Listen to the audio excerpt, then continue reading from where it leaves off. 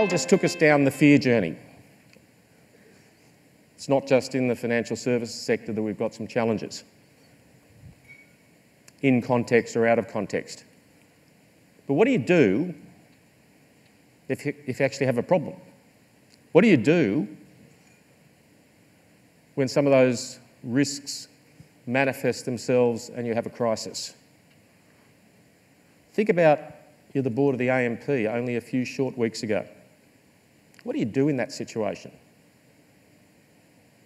Well, our next speaker is going to tell us all about that. Peter Wilkinson, over the last 15 to 20 years, has achieved numerous successful outcomes in the area of crisis, both in PR, how to message it, and in recovery, how do you get through it.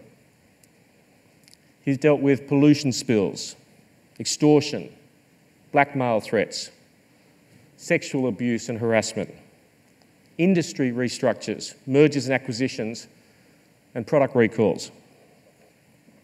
He's a former broadcast journalist with over 30 years working on programs including the ABC's This Day Tonight. Who remembers that? No one's going to put their hand up, are they? If you can't remember it, you're too young. Four Corners, and then A Current Affair in 60 Minutes. He's currently the chair of Wilkinson Butler and the Alliance for Journalist Freedom, which advocates for media freedom in Australia and Asia. To talk to us about what you do when you confront a crisis, please welcome Peter Wilkinson.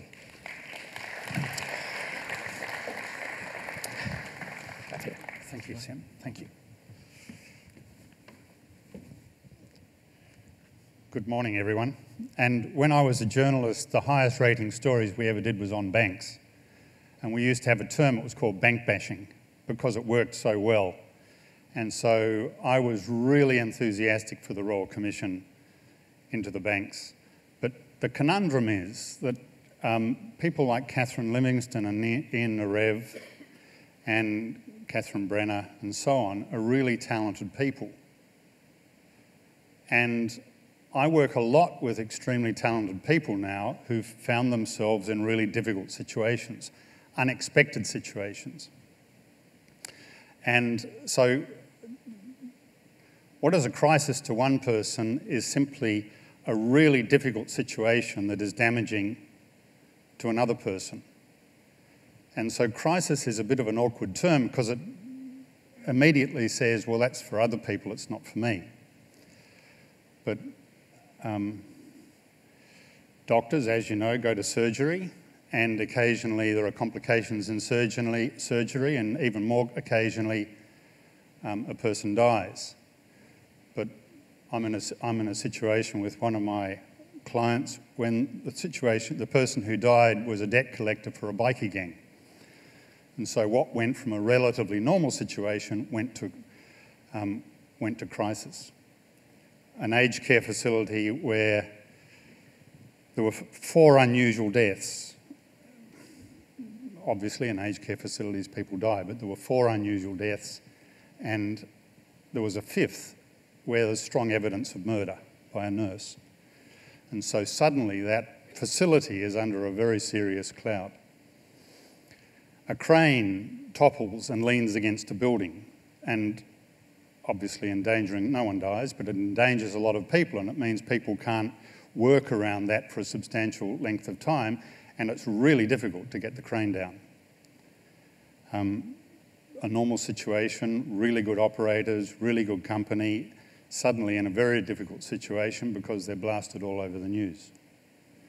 A director, a woman who's working on a very difficult company, but with a very difficult chairman, decides that the company is not appropriate for her as a director, and so she attempts to make the change that's needed, can't do it, but decides she has to resign. The difficulty is she really believes, deeply believes, that the chair is going to be vindictive and put out a press release or an announcement to the ASX. That the announcement to the ASX will have all the restrictions that are in an ASX announcement, but she knows that the AFR will pick it up. And the AFR, because of the media, the way the media behaves these days, is heavily into titillation. And she thinks it'll end up probably in Street Talk or Rear Window, and it'll be negative and really impact her reputation. So she's in crisis. These are the kinds of things that can happen to good people when little things happen.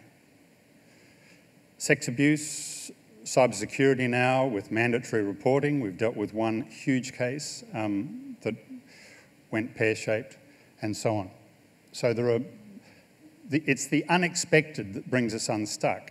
And the difficulty we all face is, as CEOs, we go to work and we can handle 3 to 5 major things a day, and that's what we do.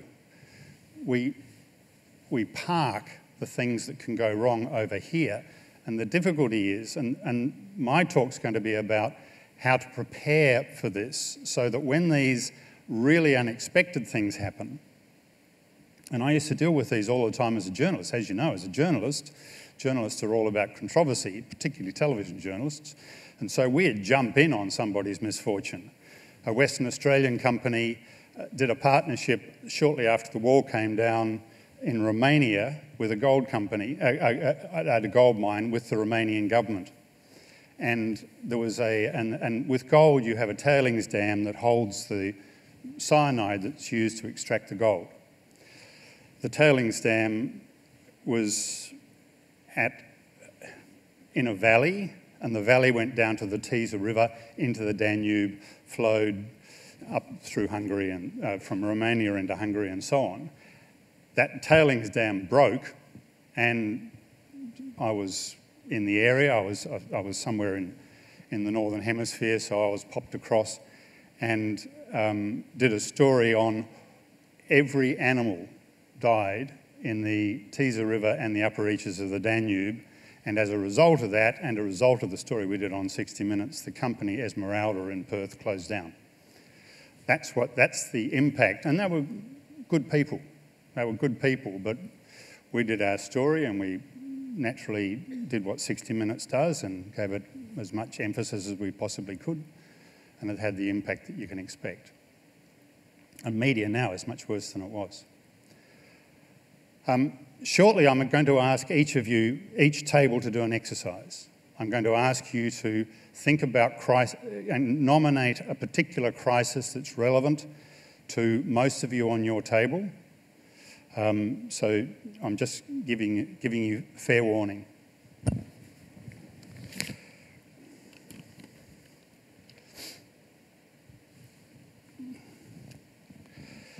The other point I wanted to make is that there's a term, winning by not losing, and I hate metaphors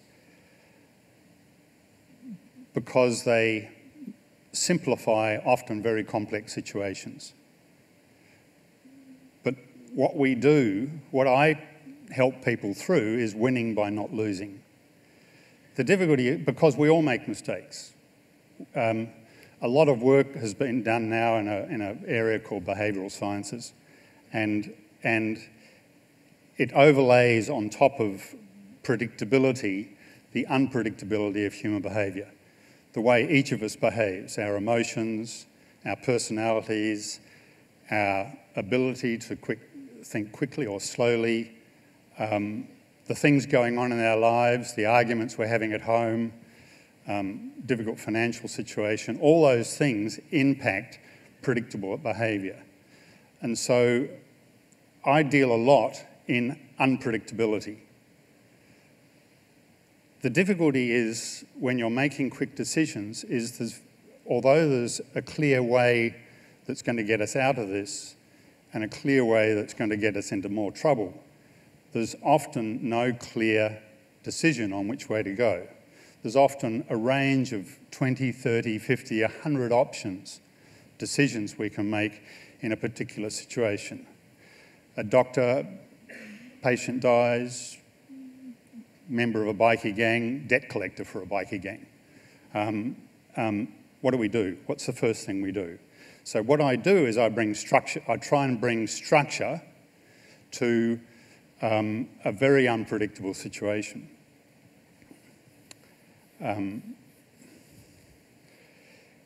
hence why I like the term winning by not losing.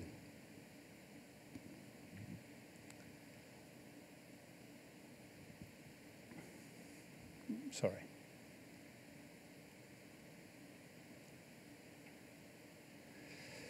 Now, the exercise. I'm going to ask each table to come up with an exercise or to come up with a crisis situation.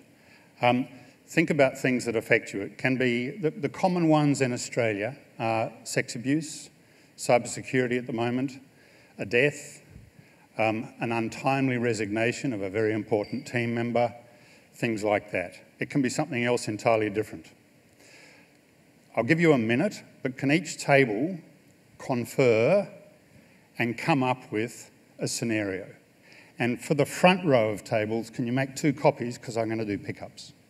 1 minute. Away you go.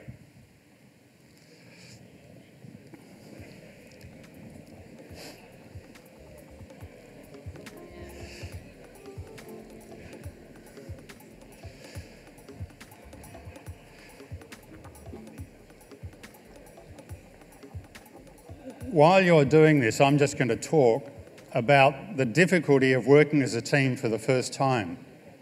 Because in a crisis, we're working for the first time together. If we're working for the first time together, there are the awful dynamics of not knowing the people you're working with. Because some people are quick thinkers, some people are slow thinkers, some people are emotional, some people want to think about things carefully. There's all the dynamics that suddenly come into a rapid decision-making process. Normally at a table, somebody will immediately become a leader, but complications arise if 2 people become leaders.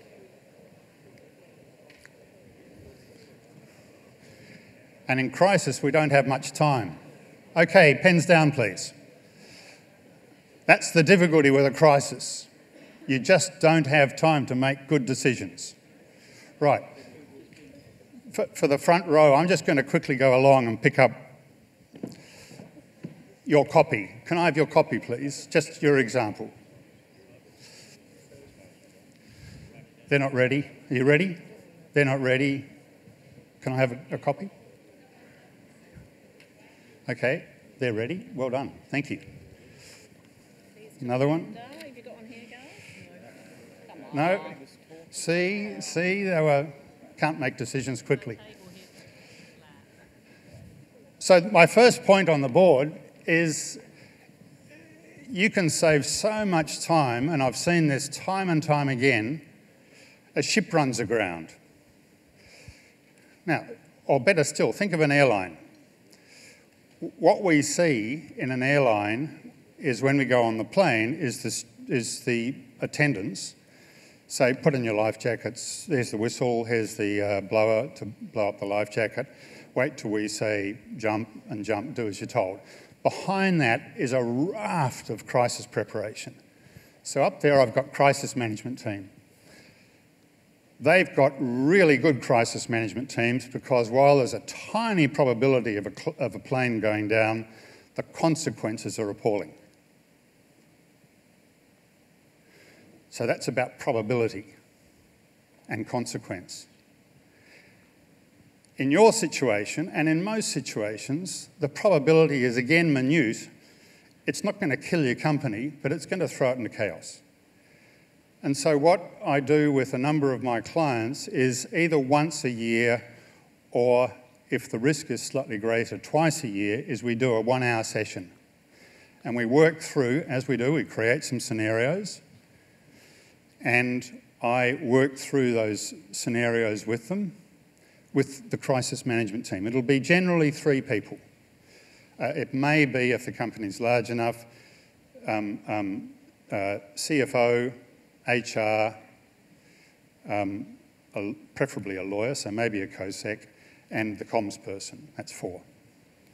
But it'll be people, not the CEO, not the person who runs the company often. Sometimes that person's in. And depending on and then we'll create scenarios. If it's a sex abuse case, we'll bring in, if it's a school, say, we'll bring in people relevant to that. If it's a fraud, we'll bring in people who are relevant to that area. If it's something else, we'll bring in people relevant to that, to sit in on the session. In that 1 hour, they've removed a lot of the danger concerns. So that's the value of a crisis management team. The second point is about resilience and unity. The reason I asked you to do that as exercise was to show you what it's like when teams are thrown together very quickly. Can you imagine how terribly difficult it would have been at AMP when things went really pear-shaped in the Royal Commission amongst the board, who had to make, under incredible pressure, very quick decisions on whether to flick Catherine Brenner? This happens all the time. What happens in a real crisis is you never go from bad to good. You go from very bad to slightly less bad, which is a very satisfying thing if you're in the crisis management team. But if you're the public, or you're an employee, or a member of a family that's watching, or something like that, all you see is very bad, because you've gone from, well, very, very bad to very bad. And so what happens is that people ring the people on the crisis management team and say, what the hell are you doing? Why don't you do this? Why don't you do that? So there's a huge amount of pressure, and so resilience becomes very important, but also unity on the strategy. So when we do these sessions and when things actually go wrong, and I'll get to some case studies in a minute, when things go wrong, one of the first things I say is, when we set a strategy, you've got to stay with it.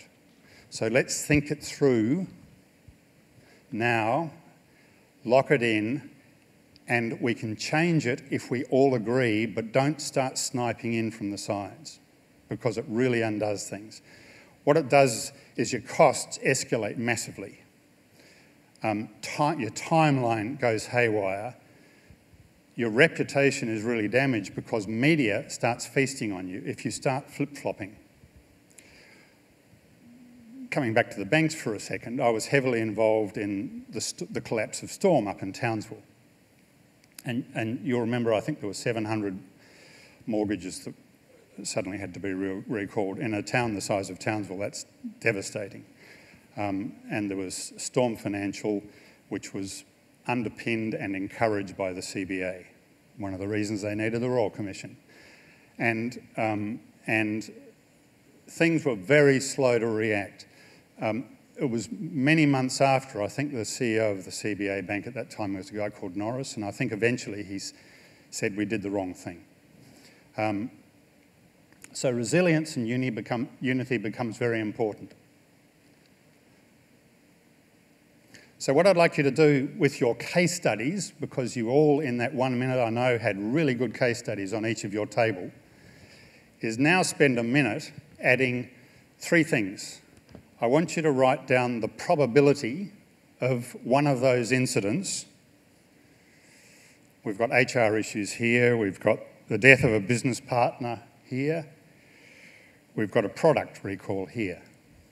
Peter, I've got some more if you need them. Right, okay, no, we can work with these ones. Okay. Thank you very much. So write down the probability, how long the crisis is going to last, and how much it's going to cost, just quickly.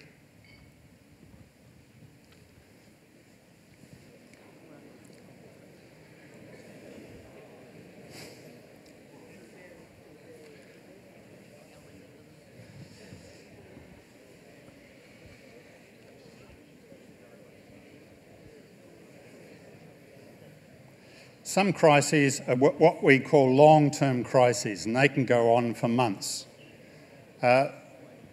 Many years ago, there was the Cormo Express, which was a live ship that got stuck at sea. It was stuck at sea for 80 days. And eventually we offloaded the sheep in Eritrea at night time. It's the only place we could offload it.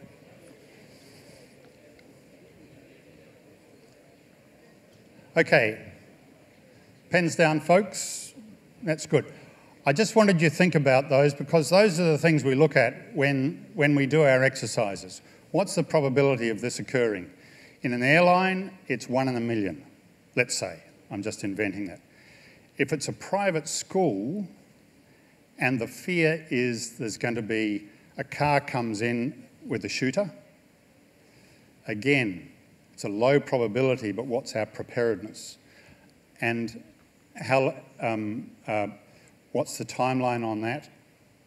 And what's the damage? Immense damage. If it's a crane falling over against a building, you can do the probability, how long it's going to fix, how much it's going to cost, the impact on our reputation. Which brings me to the next point, the impact of social media and media. As you know, the media landscape has changed. And I won't dwell on that too much, but take, for instance, the Fin Review. The Fin Review used to be a publication of record for the business community.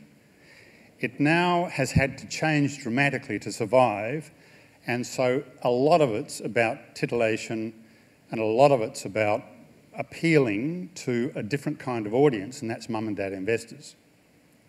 It still does the other stuff, but Street Talk, Rear Window, some of you will know the name Joe Aston, who's sort of runs Rear Window, sensational. Those people can, with kind of gossip, make or break a situation. You all know about Get Swift, Big, there's half a dozen of them, and so on. So the media landscape has changed dramatically.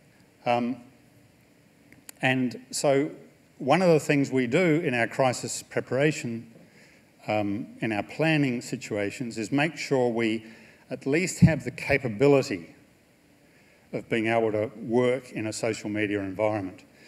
I was retained by the Peter Grester's family to help get Peter Grester out of jail in 2013. Peter, as a reminder, was jailed in Cairo for 400 days, was very high profile in Australia, and the way we got him out was via Twitter. And we ran a very strong Twitter campaign globally. He was a dual citizen, Lithuania and Australia, but with Twitter we were able to talk to the United States, we were able to talk to Europe. There's an organisation in New York called the Committee to Protect Journalists. We engaged them, they gave us a hand. They're, by the way, they're colleagues of ours in the Alliance for Journalist Freedom, which has just been set up, which we've just set up in Australia. LinkedIn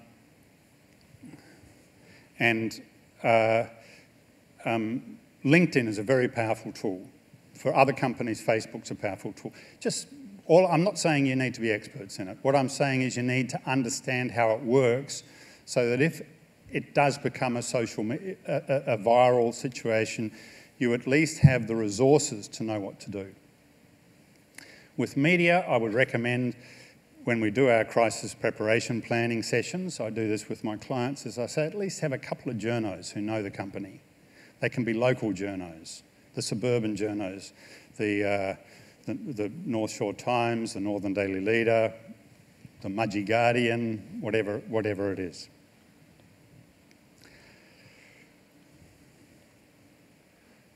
Oh, the other thing I meant to mention there was Spokesperson ready to go. Most of us don't really want to be on the media. I didn't want to be a journalist. I didn't want to be really out front, which is why I ended up behind the scenes at 60 Minutes. It was a much more satisfying place for me. But some people really love being out front, and in Australia we see that as a negative. I don't see it as a negative. I love people who love being spokespeople because they make the best. James Comey, who was the director of the FBI who was sacked by Trump, used to work for Rudy Giuliani. And Rudy Giuliani was mayor of New York when the towers came down. And I was in London at the time. I was flown across for it. And James Comey was prosecuting the Gambino family in New York at the time. But he was told by a colleague one day, the most dangerous place in New York is between Rudy Giuliani and a microphone.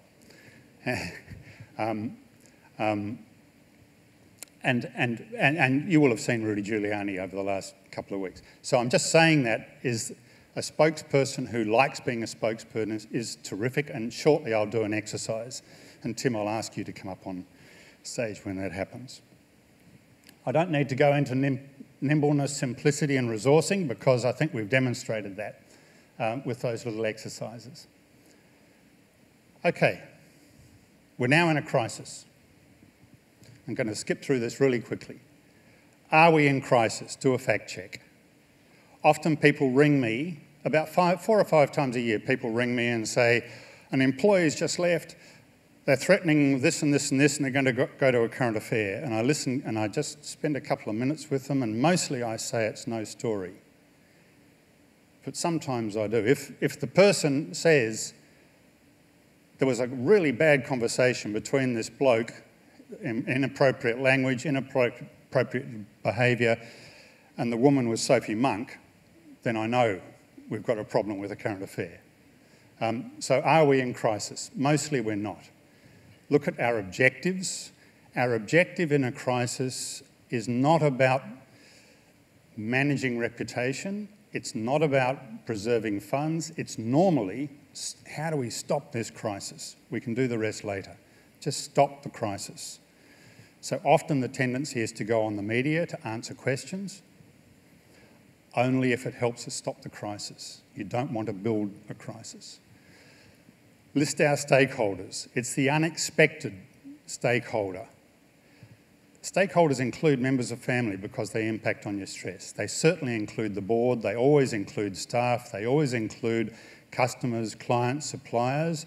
Often they include the public. Messages. Messages often are about values. And again, there's a great book written by James Comey, this director of the FBI, A Higher Loyalty, Truth, Lies and Leadership. I really recommend it because it's terrific. He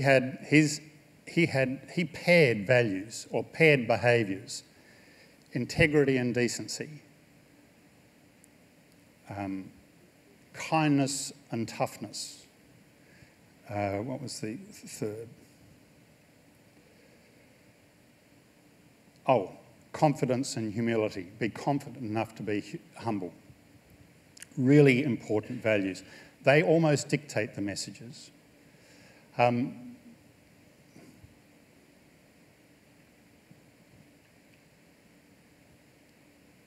then just briefly, always remember compassion. It's very easy to forget that when the pressure's really on.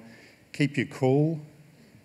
I've had 2 people in a crisis in 16 years who have seriously considered suicide. One of them, there was a judicial inquiry, like an ICAC inquiry, this is a few years ago. Guy was senior, he was about in his 60s, and the other side, the counsel for the inquiry, was going to reveal as a tactic that he had had for the last 40 years, he was married, an affair with another person, and his wife didn't know it. And he seriously, as I say, he was seriously contemplating suicide if that came out. So keep your cool. And then don't squib the review. Now, I'll very quickly, just going back to the messages. Tim, could you come up? I just want to show you very quickly, I won't do a media training exercise, but a very, very short one on how wonderful it is if you know a couple of very simple techniques. This is valuable in presentations. It's also valuable, but it's particularly valuable in media, but it's also really good if you're in an argument, even with your family. So this is, again, this is my... Tim, you met my wife, have you? We've had no warning. Tim, I only said to Tim, as I walked up, I whispered and I said, I'm going to get you up on stage. Tim, think of a situation, there's a bunch of them here now. Product recall, right? You run a company and it's, there's There's been the prospect of product tampering, you're a consumer, you're in the lolly aisle and aisle 3 of Woolies and Coles, right? And we need to do a product recall. I'm the journalist, right? You ready? Let's say it's a bag of lollies, all right? Why are you doing a product recall? The most important thing for us is the safety of our customers. So we will always take back, it's a value of ours. You've really stuffed up here, haven't you? We believe we've done exactly the right thing, consistent with our values. Well, consistent with your values, tampered product. See, it gets very messy unless you're prepared, so we won't go further. I wanted to keep going. I come from the software industry where we call problems like that an undocumented feature. Now, you can look here. There's 3 kinds of messages I want you to work with. The first is the incident message, right? This is what's happened. So what would the incident message be? I think you just said it. We're needing to do a product recall because we really value our customers. There's another one, and you never get asked this question. And apologies to Syndicate 44 because they've heard this before. And that's your company values. What is your company's values? We have a series of values, however, foremost in our minds. The one-liner. Happy customers, safe customers. Good. Happy customers, safe customers. So, you've got to get that into what you say. There's a third, and normally we'd dwell on this for a long time, but there's a third one, that's your personal value. Right? I'll give you an example of a personal value. We all know a current affair, tacky. It was still tacky when I was there 16, 18 years ago. Sorry, it's even further back than that, but it was still tacky. I loved a current affair because occasionally, twice a year, I'd make a huge difference to people's lives. Now, the value of that message is that it gives you a different opinion about me and about the company I worked for. So, your personal value. Yours. As an answer? Yeah. To this question? Yeah. Yep. No, what is your personal value in relation to this recall? Your company? I work for an organisation that really is focused on the same values as I've got, right, which is about safe people enjoying a product. Oh, terrific. And what he should have said was, I have children myself, and I can appreciate how my customers will feel. Could have, see? You told me not to say that so you could butt in. Yeah. Right? So, incident message, company message, personal message. The value of that is that you can make a speech. You can make a 5-minute speech based on those 3 things, right? You can have 2 or 3 incidents that are important to your life. You open with an incident. You talk about your company values and your personal values. Then you repeat it and expand on it, and then you close on it. It's the rule of 3s. Open, middle, close. Incident, company, personal. Make a really neat speech with very little preparation, just with that structure. Now, A plus M plus A is answer, message, attack. You don't use attack much. And you don't use the Bob Hawke attack. That's a bloody stupid question. You say, can we move on? I've already answered the question. But you have to answer my question and then go to one of your messages, preferably a combo of personal, company and incident, okay? And we've had no preparation for this, so apologies. Tell me what happened. We have discovered that some of the products on stores in Coles, only in a specific batch, have been potentially tampered with. So there's the incident message, no company, no personal, right? You're really talking about the recall, not just them. You really stuffed up, didn't you, your company? We've put in place a plan that is very consistent with our message about always having people enjoy our product. And as a father of children, I want my children to be safe just as all of our customers do. Terrific. Get the point? It's really easy once you've got that structure, incident, company, personal, A plus M plus A, to get through. Now, you can see this isn't just Peter Wilkinson, A Current Affair, or Richard Carlton, 60 Minutes. This is an argument at home. This is an argument with staff. This is a negotiation with the board. This is almost any situation. If you use those, and again, remember I said at the beginning, I hate metaphors, winning is winning by not losing, because it oversimplifies things, but they do give you a structure. Right? Thanks for allowing me to embarrass you, Tim. No, that's all right. Peter, can I ask a controversial question? So when you go away as a journalist to report on the answers that Tim has given and go through that format and report on it, would your report have been different if you had been interviewing a woman? Sorry, I didn't hear the last part. Would your report that you write up be different if you had been interviewing a woman? Interviewing a woman? Yeah. No, I can't. Would you have written about her appearance? Again, I didn't hear what you said then. Would you have written about her appearance? No, I can't remember doing that. Although, funnily enough, I was at 60 Minutes when Jana arrived, and then I was at A Current Affair when Jana was comparing. And we'd get 500 calls after a story Jana did. This is in the beginning of Jana's era at 60 Minutes. And one of them would be about the story, and 499, metaphorically again, would be about her hairstyle. So appearance is terribly important. I felt sorry for Julia Gillard when she was made Prime Minister, because I knew from being on the road, because I was mostly on the road with women reporters at 60 Minutes.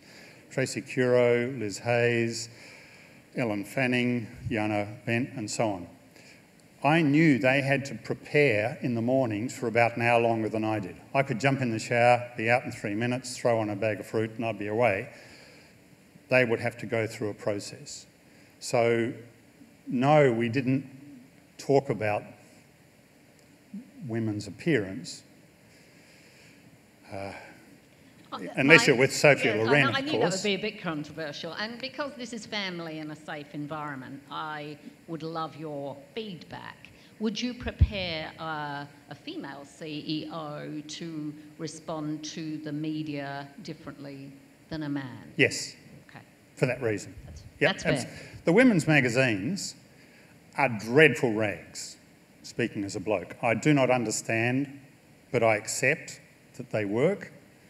As we know from the Rebel Wilson case and many before, they just completely fabricate. I know from experience we can't get stuff in there unless we pay. So journalism, quality journalism's out the window. I think it's a dreadful situation, but that's just the reality. Okay. Are there any questions from the floor? So let me hold a mirror up, given this is family.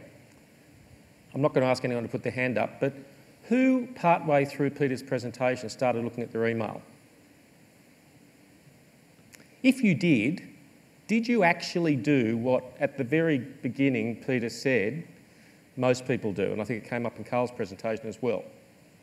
Well, let's focus on the numbers and let's focus on the tangible stuff and just assume this stuff won't happen. Because this stuff does happen, doesn't it, Peter?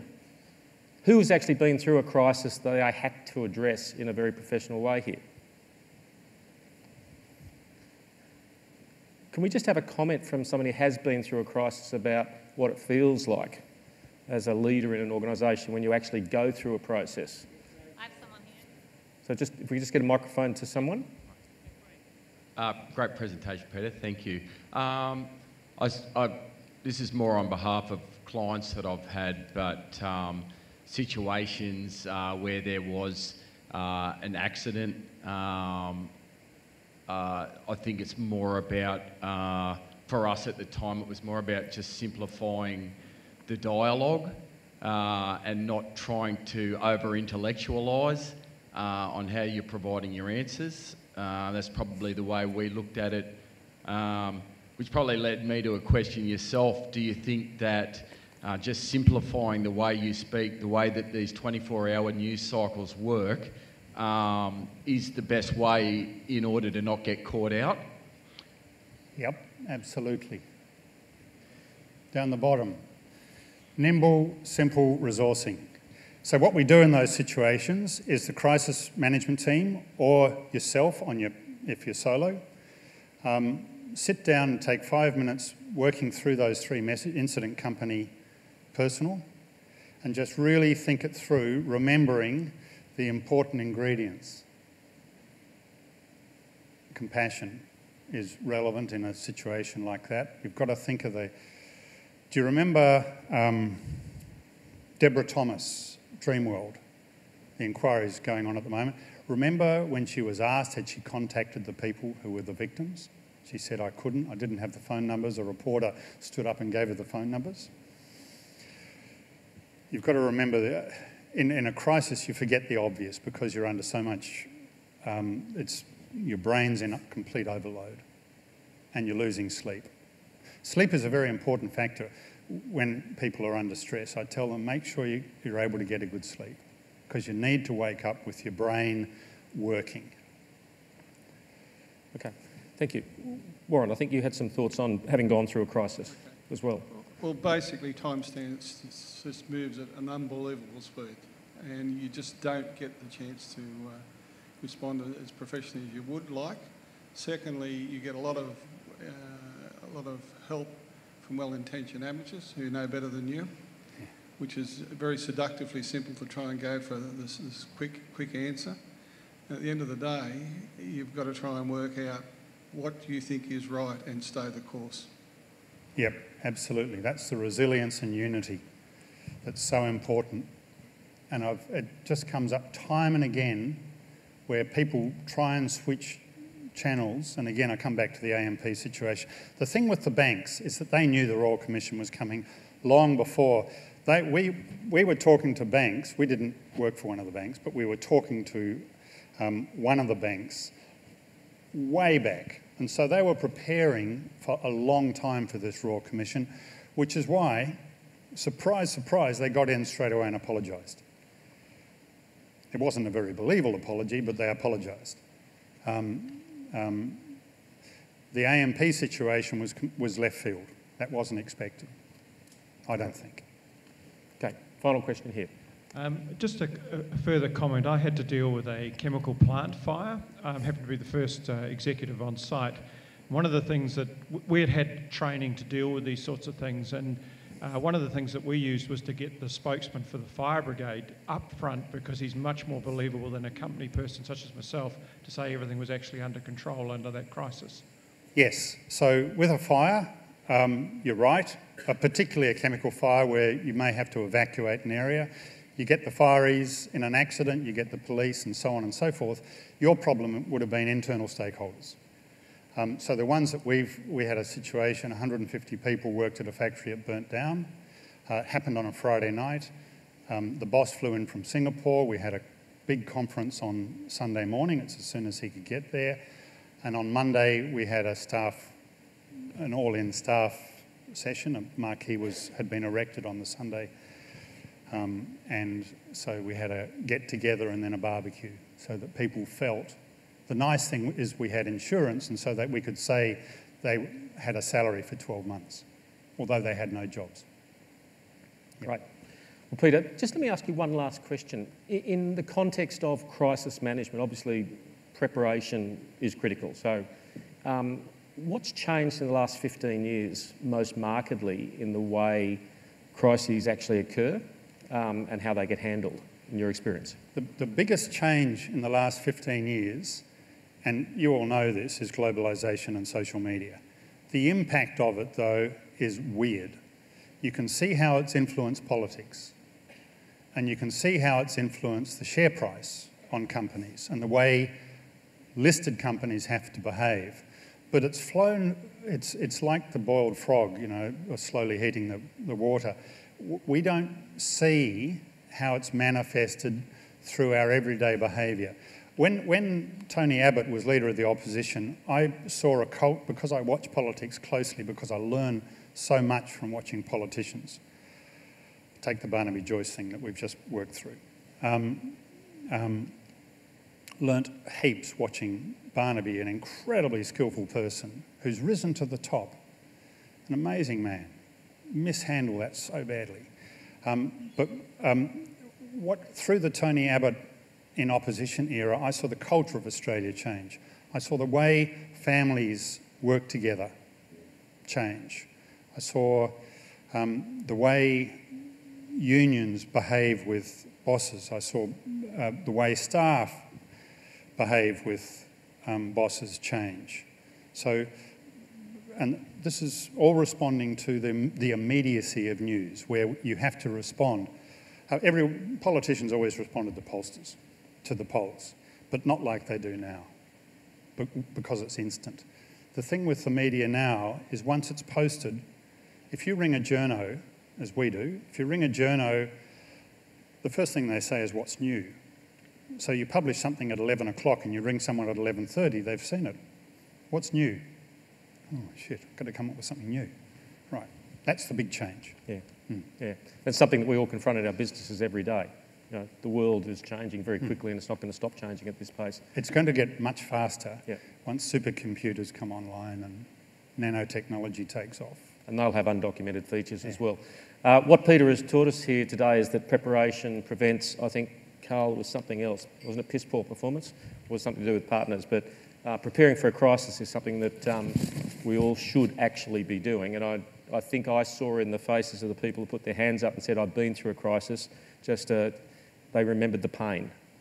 So for those that haven't been through it, I think the preparation would make a huge difference. So in this world of constant change, Peter, we really appreciate your guidance today. Thank you. Please thank Peter.